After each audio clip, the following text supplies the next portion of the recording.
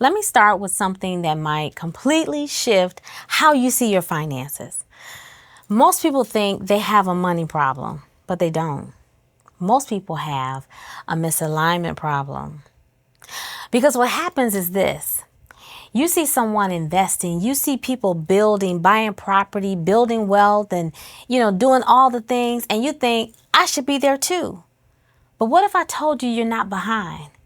You're just in the wrong financial season. And if you don't understand your season, you will always feel behind, frustrated, stuck, or like you're just constantly falling behind. So today I'm going to give you something most people never get: clarity. Because clarity changes everything. Now, before we go any further, let me introduce myself. My name is Erica Hall, President, CEO of Wealth Advisors. And while most companies focus on helping you make more income, I help families build wealth. Not just money for today, but structure, strategies, and systems that last for generations. I've spent years working with individuals and families, helping them move from confusion to clarity, from simply earning to actually building something that outlives them. And that's exactly what this masterclass is all about. Because this is not a passive masterclass. No, you're going to work through this. You're going to work through this with me. So throughout this session, I'm going to share general financial principles and frameworks, but not personalized advice, because your situation and your goals and your responsibilities are unique. So if you have your workbook, grab it now. And if you don't, pause the video and download it. I'll wait. Now, when you're ready, turn to the page that says the financial quarters of life, the seasons of life. I'm going to guide you through this because this is your time to be honest. This is your moment to be real with yourself. How do you feel about your financial life right now? Don't overthink it. Just write. When you think about what are your biggest financial frustrations, write it down. I'll wait. And now I want you to tell me, what are you most proud of financially? See, this is important because this isn't just about money. It's about alignment. And my last question is, have you invited God into your financial decisions? And what would it look like if you trusted him more? What would it look like? What would it feel like to just rest in him? See, most people never stop long enough to ask these questions, and that's why they stay stuck. Let me show you what's really going on. See, we've been taught money like this: budget better, right? Save more money, start investing early. But no one teaches you when to do what. So what happens is people try to invest while they're still living paycheck to paycheck. People try to build wealth without any structure. And even because it's popular, people try to build legacy without stability. And then blame themselves. We blame ourselves because we feel like we may not have the discipline, right? But that's not a discipline problem. That's a sequence problem. Inside Legacy by Design, we teach something different. Money moves in seasons, just like life. And just like Ecclesiastes 3:1 says, there is a time for everything and a season for every activity under the heavens. So instead of asking, how do I get rich? Why don't you start asking, what season am I in? And if I find out what season I'm in, what does this season require of me? Now, turn to the page in your workbook that says, what financial season are you in? As we look at these seasons of life, right? So the first season is seeking. If you're in the season of seeking, listen, this is where you are learning. You are building foundation. Let me paint a picture. All right. The season of seeking. You're working, you're trying to manage your money, but every time you get paid, it feels like it disappears. You're not investing, you're not building wealth, and you're just trying to figure it out, right? How do I make this work? And so because you're listening to, you're scrolling and you're listening what other people saying, you might start to feel a little embarrassed because you think, you know what, I should be further along by now. And you feel behind, right? Am I striking a chord? But you don't even know what ahead looks like. And this reminds me of the story of Joseph in the Bible. You remember Joseph? Before the palace, before the power, before the provision, Joseph found himself in a pit. Joseph found himself in slavery. He found himself in prison. He wasn't building wealth yet. Yeah, Joseph, he got to a point where he was able to build wealth. But at this time, he was being developed. He was being trained. He was being positioned. Your seeking season is not punishment. It's preparation. And while you may feel behind, like you're unsure, uncertain, like you're depending on others, hear me clearly. You are not behind. You are building foundation. Your focus is here. Income. You're building income, but don't chase money. Build discipline. Build some basic financial habits. Build skills. Build financial literacy. Build know-how. Build relationships. These are your currency. Because in this season, this is your currency that's going to pay dividends later. And listen, if you skip this, everything collapses later. All right? The next season is the season of knowing. Right? Knowing season is that next season where this is where things start to shift. You're making money now, right? Bills are getting paid. You're feeling more stable. But now you're asking, should I invest? Or should I pay off debt? What is the right move? I don't know which one, right? And the truth is, you're no longer struggling, but you're still unclear. You're still uncertain because now you have income, but no system. And this reminds me of, if I were to think of a story, this reminds me of like the children of Israel in the wilderness. They were no longer in Egypt. They were now free, but they weren't yet in the promised land, right? They weren't in the promised land yet. They had provision, right? Manna from on high. They had direction, God leading them by a pillar of cloud, right? Fire by night, pillar of cloud by day. But they struggled with discipline. They struggled with trust. They struggled with structure. Listen, freedom without structure still feels like confusion. This season is about structure, planning, and clarity. This is where chaos turns into control. And when chaos turns into control, this is where it's time to level up, right? The next season we see here in our workbook is the season of mastering. This is where wealth begins. But most people never reach here because they stay stuck in chaos, right? Now imagine this. Your finances are stable, you're saving, you're investing, and you're no longer reacting to money. What a wonderful thing. You're no longer reacting to money, you're directing it. Opportunities start showing up, decisions get bigger. And now the question becomes, how do I grow this wisely? You have momentum, but now you need strategy. Now let's go back to Joseph. Same man, different season. Now he's in Egypt. Now he has authority. Now he has resources. And what does he do? He builds systems.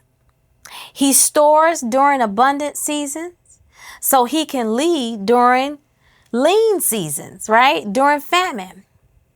Mastery is not just about having resources, it's knowing how to manage them strategically.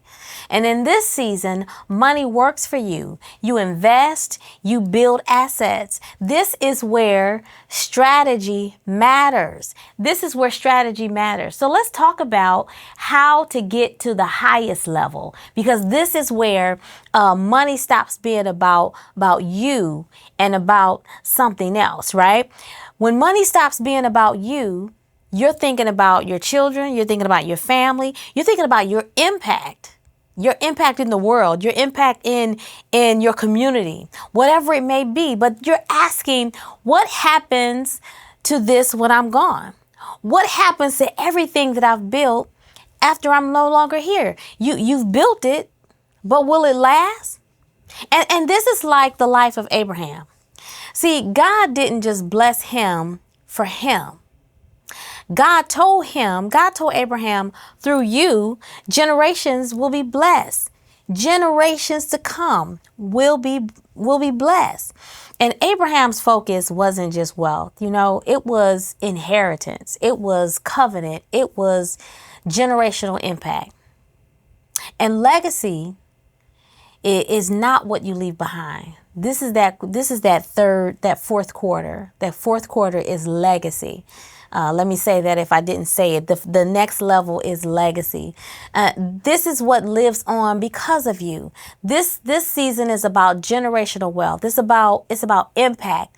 It's about stewardship.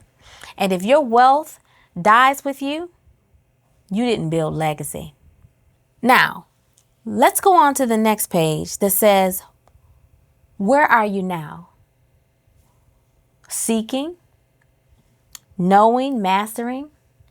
Which one did you check? That's your season. Legacy. Now let me show you how this plays out in real life, right? If you're in survival mode, don't overthink this. You don't need 6 months of savings, right? You need $1,000 saved up. If you're stabilizing, now we build the 3 to 6 months. That's your safety net, right? That's where peace starts. And then if you're growing, now you're focused on keeping 6 to 12 months of liquid funds available. But your money shouldn't just sit, right? You're focusing on protecting and growing it. And if you're multiplying, it's not just an emergency fund anymore. Now it's strategic cash, opportunities, protection, legacy moves. This is the focus in that season, right? Same advice doesn't work for every season. That's why people stay stuck. Let me show you how this pans out. Two people hear the same advice. Rule of thumb: save 6 months of expenses. Barely making ends meet, person one, right? Feeling overwhelmed, and after a while of feeling overwhelmed, what happens? We give up. But what if you're the second person where you have stable income and you're building, you feel secure, right? You're saving. Same advice, different outcome. Saving 6 months of living expenses works in the right season. Good advice in the wrong season becomes bad strategy. Now, another question I get all the time is, where should I actually keep this money? Let me give you a simple framework. Your core savings principle should match its purpose. Your savings should match its purpose. I'll say it for a third time. Your savings should match its purpose. For money that needs to be available right away for emergencies, people often look at savings accounts, high yield savings accounts, money market options. But the key idea here is accessibility, stability, and low risk. For money that may not be needed immediately, right? Short-term fixed options are a good play. Structured saving tools like CDs may be a good option for those.